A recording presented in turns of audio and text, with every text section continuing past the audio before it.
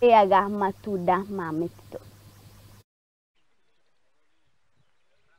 Ana hapa majirani, mashule jirani ya msingi wako na changamoto sana kwa sababu tunatumia borehole ya shule, na hivyo basi tunaona ya kwamba tunaanza kuona changamoto ya maji kwa vile tunatumia pia na community, na ningeomba siku ya leo ya kwamba waizani pamoja na gavana wetu aweze kutusaidia. Encourage that if we can be able to get access to more water, the water table here is not very far down, but if we can get the infrastructure component by drilling more boreholes and then using the solar, as you can see juu hapa ni mingi sana. So if we can use solar to be able to power and get access to get communities to embrace farming, especially irrigation farming, it will make a difference. Inanyesha kwa masiku, inakuwa tu siku moja inapita na inakaa kwa muda tena mpaka hata nyasi ile ilikuwa imemea kidogo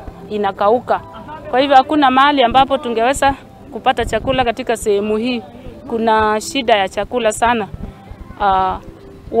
Haswa kama sisi wamama tunatafuta sana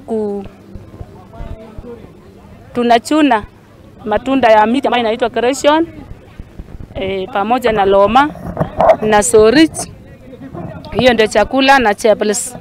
Sasa hiyo ndio chakula ya upande huu ambapo tukienda kuchuna unachemsha kuanzia saa 1 asubuhi mpaka jioni. Ndio ile ukali ambayo iko katika hiyo chakula. Ni chakula lakini ni sumu. Isipoiva vizuri inakuwa ni sumu. Anatokirekereria tume